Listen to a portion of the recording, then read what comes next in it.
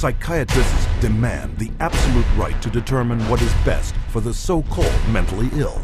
After all, the mentally ill are crazy and unable to evaluate their own treatment.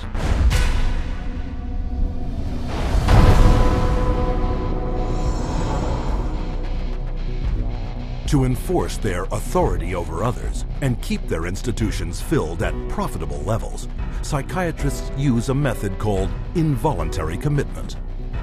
When you go to a real doctor, say a family doctor or a cardiologist, a patient always has the right to refuse treatment. So there is no such thing as involuntary treatment when it comes to clinical medicine as practiced by real doctors. Psychiatrists, of course, believe that people can be treated against their will. In 1956, psychiatrist Winfred Overholser presented a plan to Congress intended to take involuntary commitment to a whole new level. The plan: purchase 1 million acres of Alaskan wilderness, build a huge mental asylum, and change the commitment laws so that anyone could be shipped off with no more than a simple nod from a psychiatrist. The bill sailed through the House of Representatives, but when the public caught wind of the plan, they became enraged, referring to it as Siberia, USA. The bill was quickly struck in the Senate. But while the death of the Siberia bill put a stop to their large-scale plans, involuntary commitment still remained the most effective and profitable method for filling psychiatric institutions. Again, the person has committed no crime and has no trial and is sent directly to a mental hospital, which is really a prison. How many people go to an insane asylum and say, please lock me up? Doctors don't lock up anybody. Psychiatrists lock you up. Even children can be taken from their parents with little legal recourse. They just invaded our home. They came in with officers.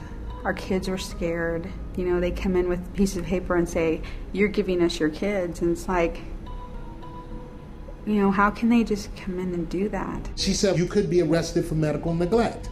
And I said, but how is that when, you know, this is my child? And I see that he doesn't need that much medication. Why would you threaten me with something like that? At 10 p.m., 2 policemen and 2 social workers came to my house and took all 4 of my kids away. Once committed to psychiatric hospitals, patients are drugged and restrained.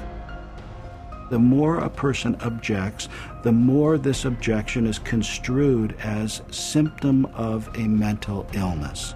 At which point the person would be locked up in restraints. There would be the ankle, the knee, the waist, the head, the wrist, and the shoulder restraints.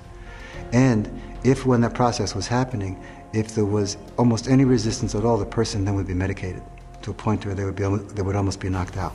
We had one case where they actually took a patient in a seclusion room and beat him up. And then they lied about it to the services that investigated. So it's a pretty wide range of abuse issues that we've encountered.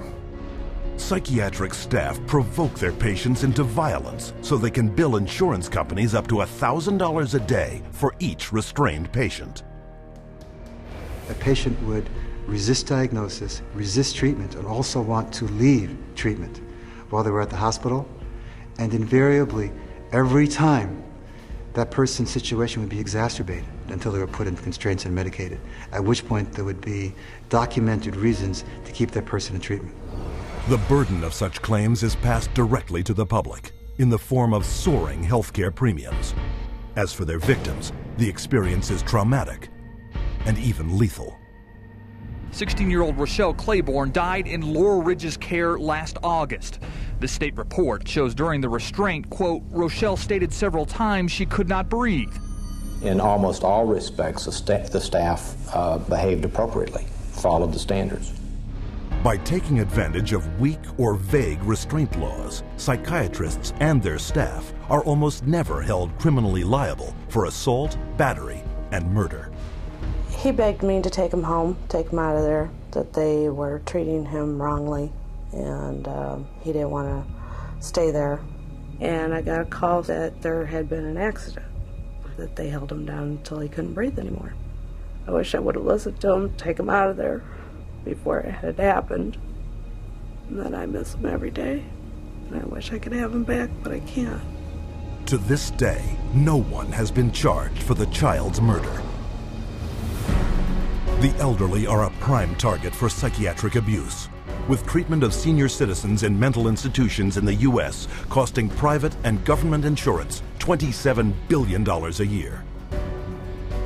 Unwarranted commitment has occurred that wouldn't have occurred if the people hadn't had insurance. The proof of that pudding is generally in how fast they get out once the insurance runs out. Involuntary commitment is a form of psychiatric slavery, where persons are treated as if they're property and they are deprived of liberty, and people are making money in the process. As long as we have involuntary mental hospitalization, psychiatry is a prison work. It's a crime against humanity. It is not medicine. Every minute of every day, someone is involuntarily committed to a psychiatric institution. And if you think this is something that can't happen to you or someone you know, think again. Every 75 seconds, someone in America has been committed against their will. And with hundreds of billions of dollars allocated to U.S. hospitals since 1975, psychiatrists have carved out for themselves a lucrative commercial enterprise, hidden behind a dubious interpretation of the law. But all too often, psychiatrists commit crimes too blatant to be ignored.